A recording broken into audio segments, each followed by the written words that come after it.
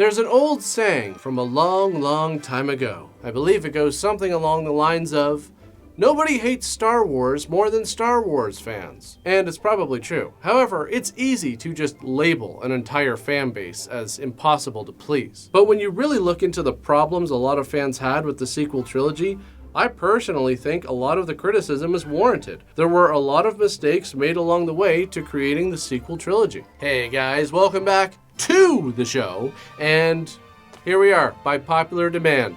A lot of you have messaged me over the past couple years asking me to cover these movies, so here it is. Am I gonna say anything that you haven't heard before? Maybe not, but here's my opinion regardless. Now, let me start off by saying this. I think that whichever trilogy you grew up watching, you're gonna think that one is the best. As someone who grew up with the original trilogy, I can see why people who grew up with the prequels like them the most, and I can imagine that kids today are probably gonna grow up, for the most part, liking the sequels the most. And I think that's great. Quite honestly, I don't expect anything new that comes out to match up to what the original trilogy was for me. So while I didn't enjoy the sequels all that much, I'm not gonna act like they ruined my childhood.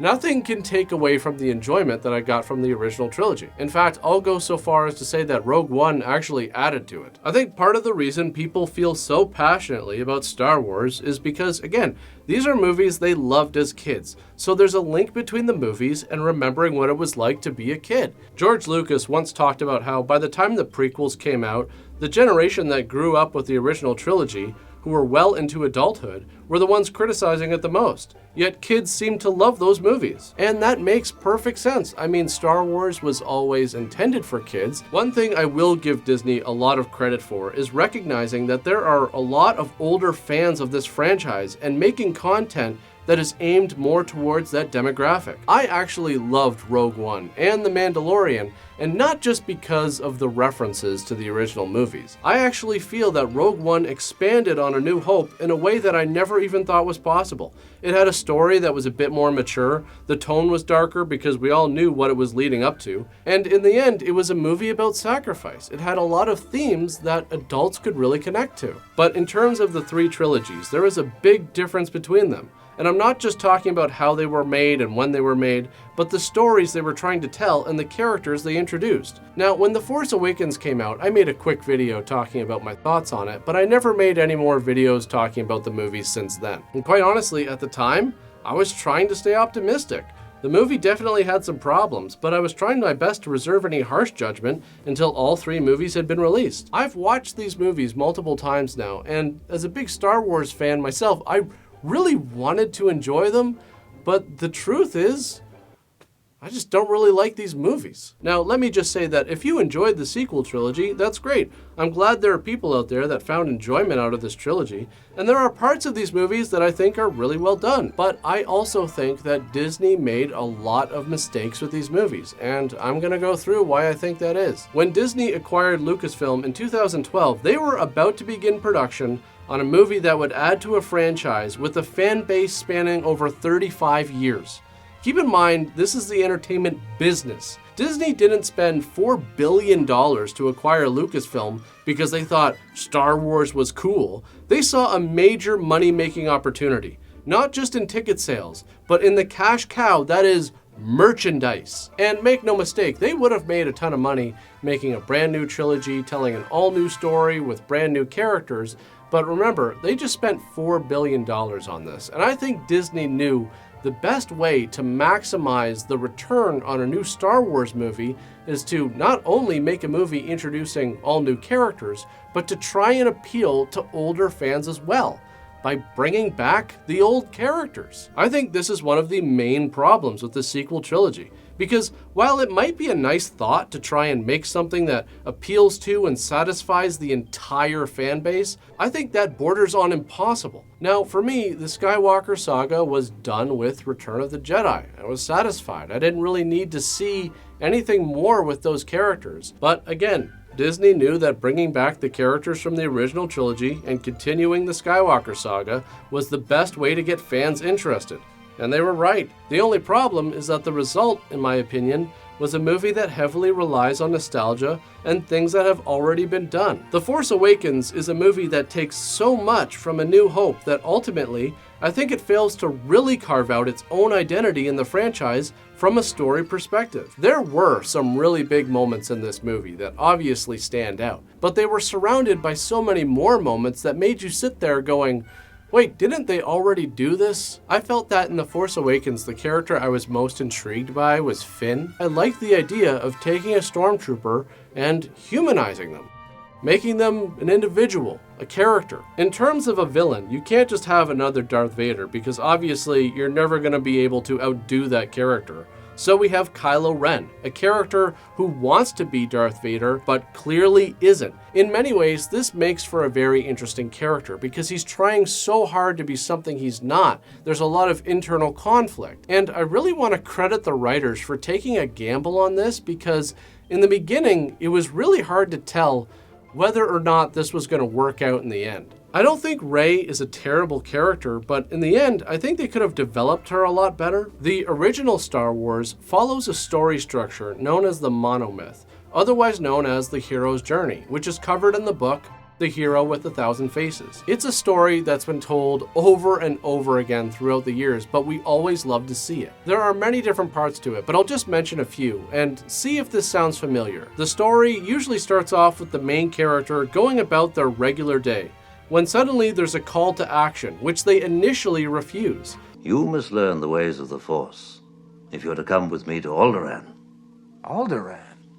I'm not going to Alderaan. I've got to get home. It's late. I'm in port as it is. But then there's an event that makes them answer that call and leave the life they know behind to go on this adventure. There's usually an older mentor there to guide them. They'll meet some friends along the way to help them. They'll go through a transformation after they encounter a variety of setbacks, failures, and victories, and ultimately, they will have a revelation that will help them achieve their ultimate goal.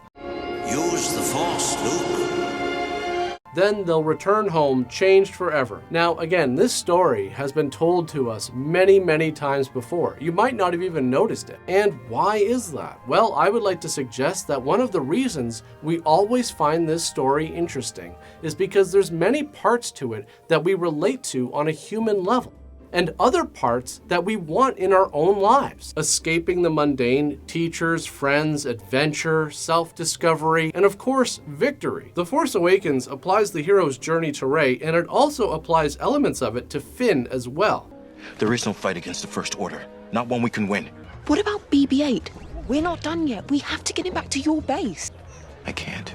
But one of the parts I want to highlight here is the transformation through a series of setbacks and failures, because this is something that gives the hero a lot of humanity. It's relatable. I'm not saying that Rey should have been a carbon copy of Luke, but I'm going to use him as an example, not only because I feel he's a character that was well developed using the hero's journey, but because of the parallels in how both of these characters were introduced to the audience. Now, our introduction to Rey is similar to Luke Skywalker in a few ways. They both live on a desert planet, they don't know their parents, they work with machines, they're both pilots, and it's ultimately a droid that comes into their possession by chance that starts them on their journey. However, Luke Skywalker has many failures and setbacks on his way to becoming a hero. There were many times in A New Hope where Luke's inexperience was on full display, and many more times where he found himself in immediate danger and needed to be saved by others. And even after that, he fails many more times in the movies to come. Showing a character's weakness or inexperience does not make them a weak character.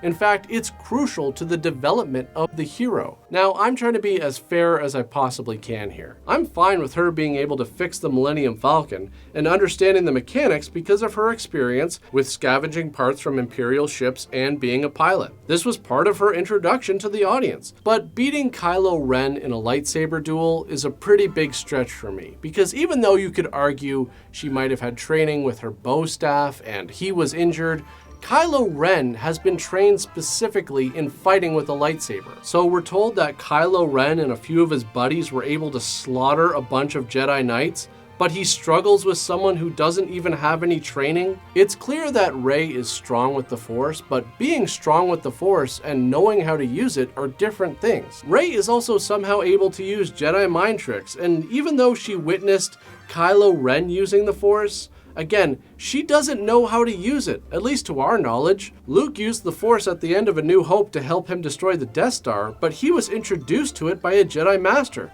who started to train Luke how to use it and continued to guide him after death. This was a key part of the transformation of the character. And even after that, Luke's formal training was not a cakewalk. Luke's training with Yoda was important for the further development of the character. Why? Because he struggled. He was tested physically, mentally, and emotionally. And even after that, he still made major mistakes. I have to say, with Rey, even over the course of the trilogy, I just never got that sense of development and growth to that degree. But the story structure is not what makes The Force Awakens feel like such a rehash of A New Hope.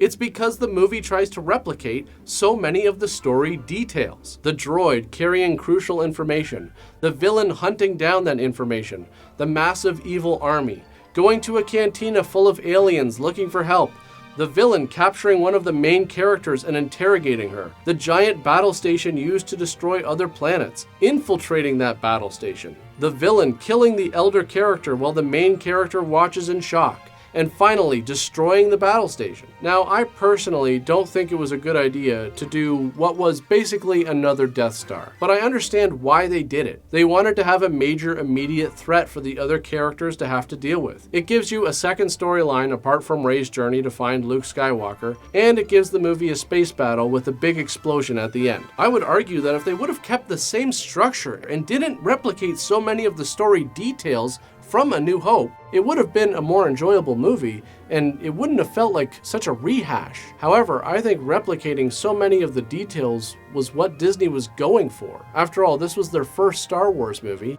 and maybe they felt it was better to just reproduce what people enjoyed in the past rather than gamble on something completely different. Now, I wouldn't call it a bad movie. I think it has some great moments, and I also think it was well directed. But I don't like how many questions were raised by the end. The original Star Wars was self-contained, and even though it was only the first act of a much larger story that George Lucas had written, it had a definitive ending, a satisfying conclusion that doesn't leave you with a bunch of questions. The Force Awakens, on the other hand, is the exact opposite. Disney set out to make a trilogy, so it begs the question, wouldn't it have been a better idea to just hire a set group of writers from the beginning to plan out how this story is going to go over the course of the trilogy? You don't have to write the scripts with all the dialogue and the details and everything, but just outline the story and plan out where you want these characters to go. But Mark, the original trilogy didn't do that. Well, actually, it kind of did. When George Lucas originally wrote the script for Star Wars, it was so long that he decided to take the first act and make a movie based off that. It got to be a very fat script, about 200 pages. The only way I could cope with it was to say, I'll take the first third, the first act, and I'll make that into a movie. But I'd written all this other stuff. So I put it on the shelf and I said, by hook or by crook, I will finish this movie. And then when he was negotiating his contract with 20th Century Fox, part of that contract is that he would get the rights to make the sequels, as well as the rights to the merchandising, which was probably one of the smartest things anybody's ever done in the entertainment industry. Again, Disney paid $4 billion for this. Don't you think it would have been a smart idea to just take some time to plan this out and make sure everybody's on the same page? But then again, maybe they didn't want to take that time. Maybe they just wanted to get the movie out and start making a return on their investment. So what you get is a lot of open-ended questions, and now because Rian Johnson is writing and directing the second film, there's already expectations or ideas from the fan base of what those answers should be. I gotta say, I think that's a really crappy position to be put in as a writer. Now you could look at it as, oh, JJ put this stuff in the movie and it gave Rian Johnson opportunity, it gave him ideas. Okay, that's one way to look at it, but another way to look at it is, well, you put this stuff in here and I don't want to deal with this stuff in my movie. So then you had this dueling directors thing. That's what it felt like. Going into this movie, I have to say, I really didn't have any specific expectations. I was hoping that some things from The Force Awakens would be explored, but what I didn't expect was a movie that so blatantly contradicts established character traits that are basically the core of the character. So let me just get this out of the way right now. I don't know who this guy is, but it's not Luke Skywalker. This movie explains that when Luke Skywalker was training Ben Solo, he sensed that Ben had turned to the dark side, had a fleeting moment when he considered killing him. Ben saw that, and with the help of a few others, slaughtered the rest of Luke's students. So Luke fled to a little island and started living like a hermit. In other words, he gave up.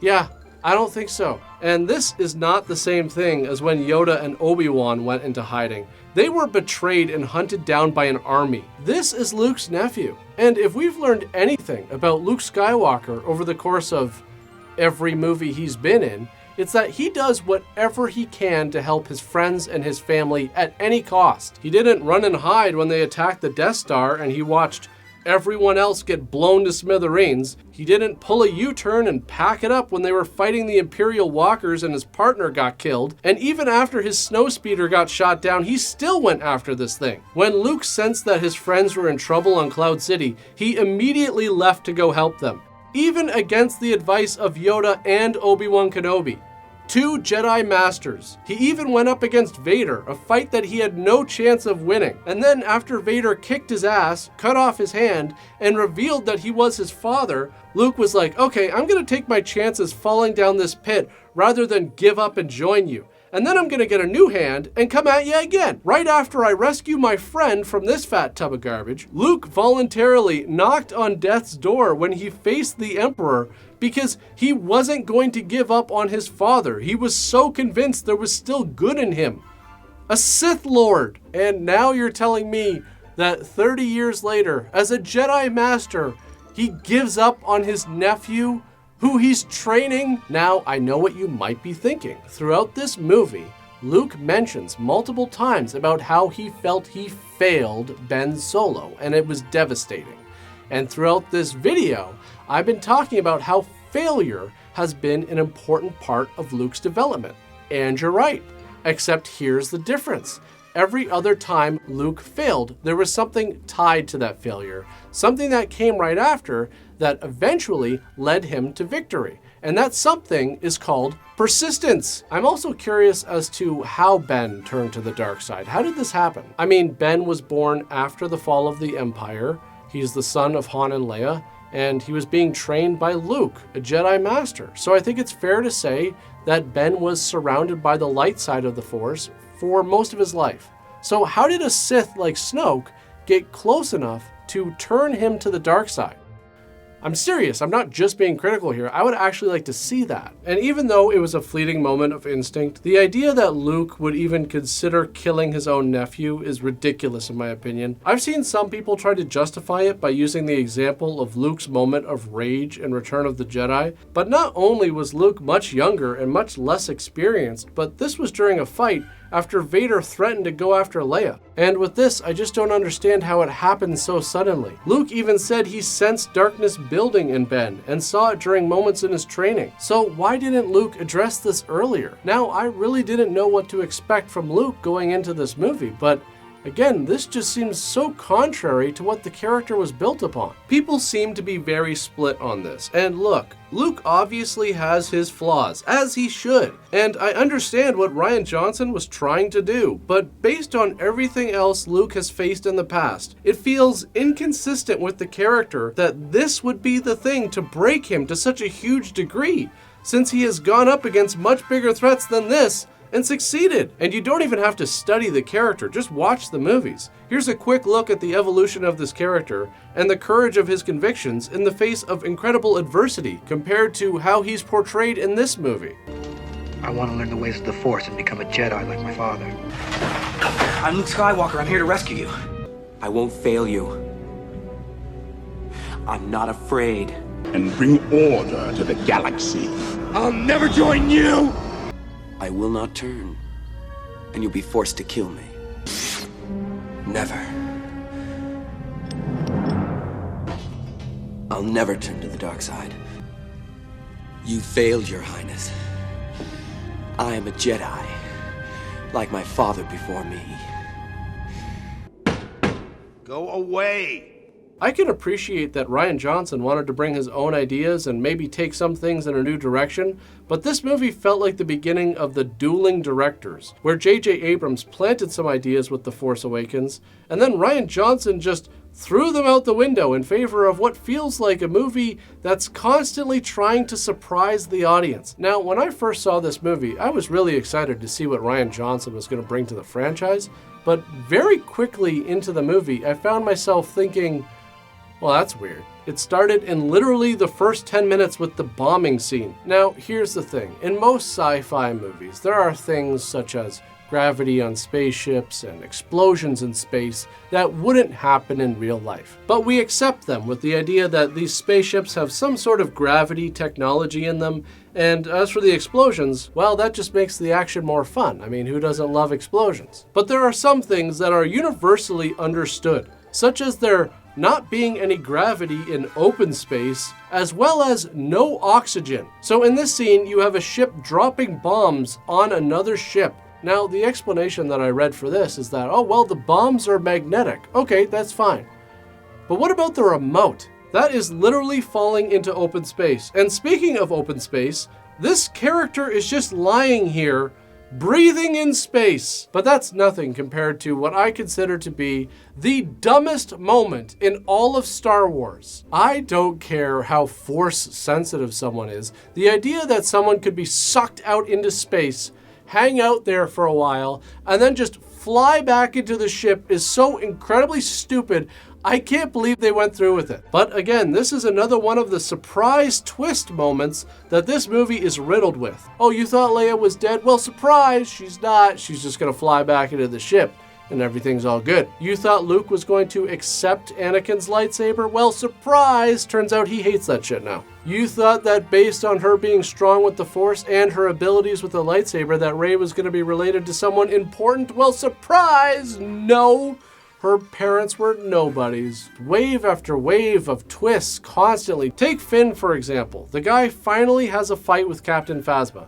It's just too bad this hasn't really been built up more. I figured they were going to do that in this movie, and then they would have their final battle in the next movie since, you know, it's the conclusion, but whatever, they fight. Somehow, it manages to pale in comparison to the intensity of the fight between Finn and the Stormtrooper in The Force Awakens. But anyways, Phasma dies. So later, on Crate, Finn has this moment where he's about to sacrifice himself by driving into the cannon to destroy it. And this is well done. They draw it out a bit so that as an audience member, at first you don't want it to happen, but then you accept it. But surprise, now they have Rose crash into him, and then we have this incredibly stupid moment, which is supposed to be sentimental, but ends up being unintentionally hilarious.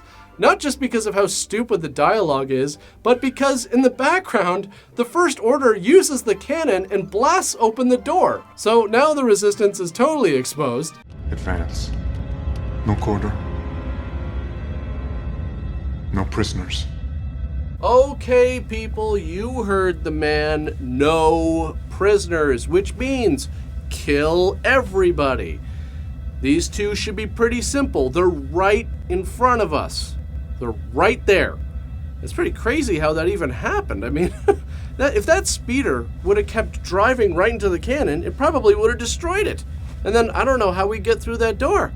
It's a good thing that other speeder just crashed right into it somehow. I mean, what a stroke of luck. It's not like they would have done that on purpose.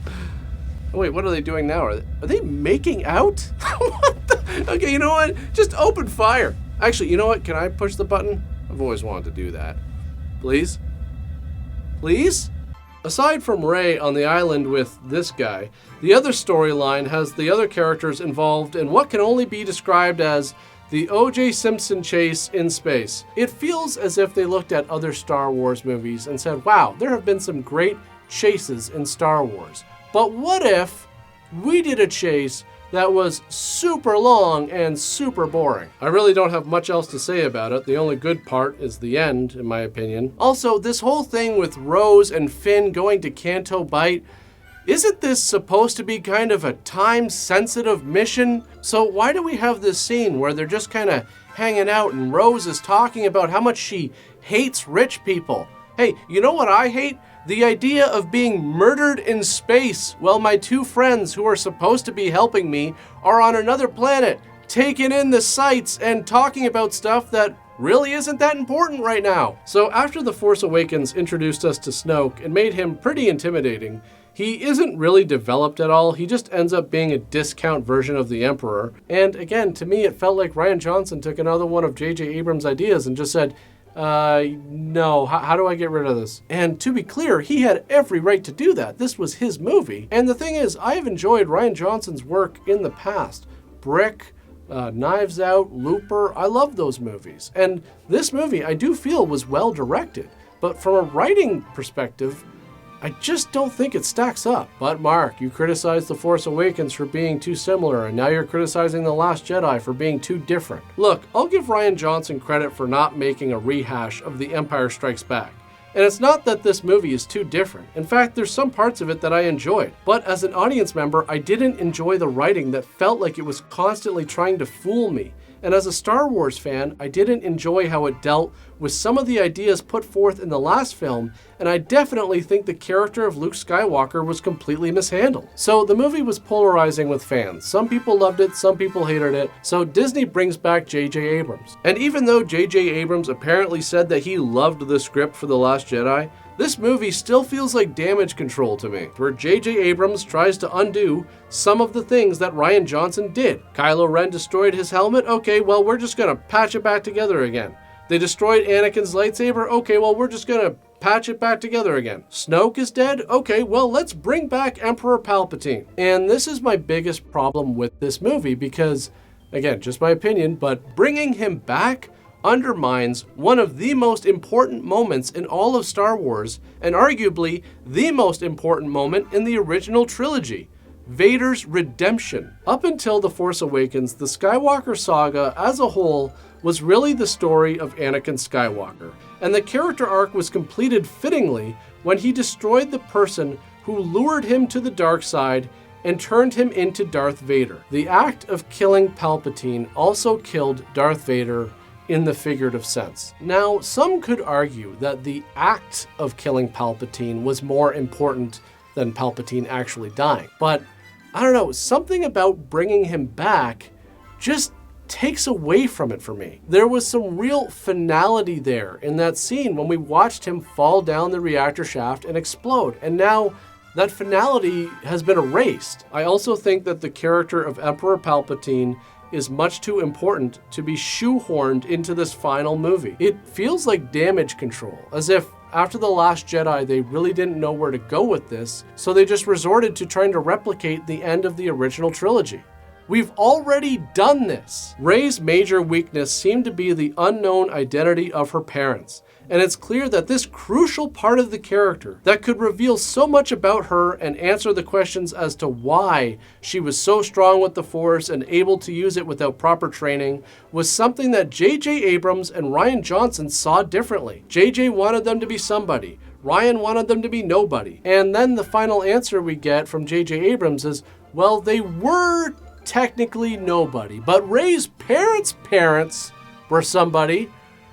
Her grandfather was a Sith Lord who created Darth Vader, slaughtered the Jedi, and ushered in the era of the Galactic Empire. The fact that such a key part of the main character was so mishandled is embarrassing, in my opinion. But that's what happens when you have different people with very different ideas trying to figure this out on the fly. Again, there were parts of this movie I liked, but it also included some ridiculously stupid things like the moment with the dagger, which almost makes the movie feel like a parody of itself. This movie feels like it takes the worst elements from the last two movies, trying to surprise the audience with twists while doing things that have already been done, but not nearly as well as before. Once again, pretending to kill main characters only to turn around and say, nope, they're fine. I believe that doing this repeatedly leads the audience to become disconnected from the story. You can't fully engage with the movie if there's a part of you that doesn't trust the writing and what's being shown to you on screen. This is clearly the worst conclusion out of all three trilogies, and it's not even remotely close. Revenge of the Sith was a movie that really knew where it was going. It felt like such a culmination,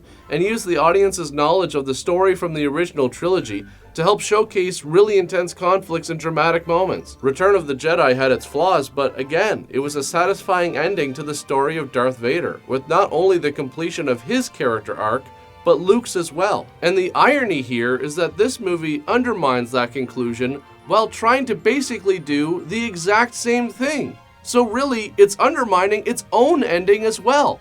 It's like the movie is trying to say, oh yeah, he wasn't really dead the last time, but trust us, he's like super dead this time. Why should anyone believe that? I did enjoy the lightsaber battle between Rey and Kylo Ren. I thought this was well done. The kiss at the end of the movie felt weird and unnecessary, quite honestly. I don't think the story had to go there. I like what they did with Kylo Ren's character in the end.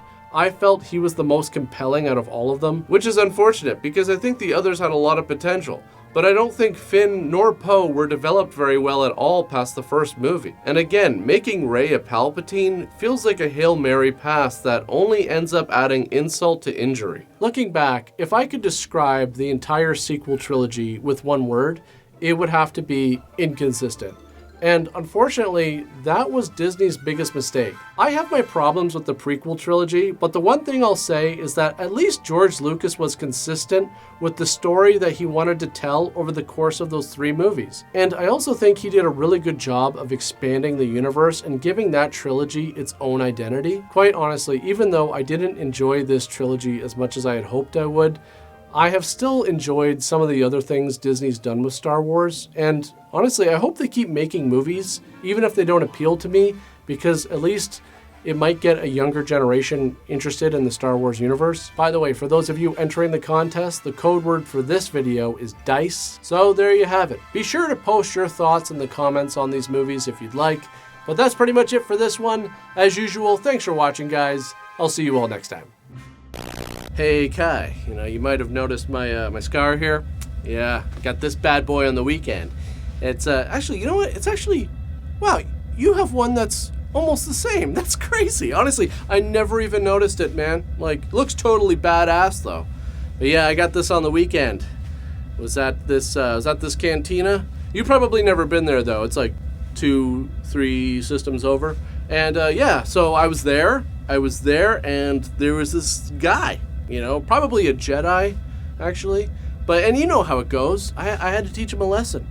He started hitting on my girlfriend, who, you wouldn't know her though. She works on a different ship.